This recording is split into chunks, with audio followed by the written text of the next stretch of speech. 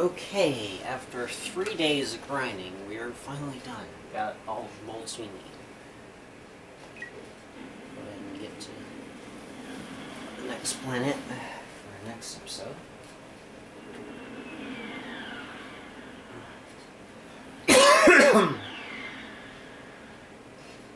Excuse me.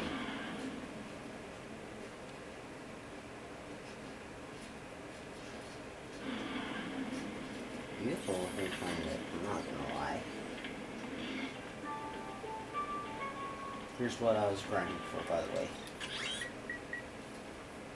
These two weapons here. Spirebot Glove for 15,000 bolts, and Plasma Coil for 150,000 bolts.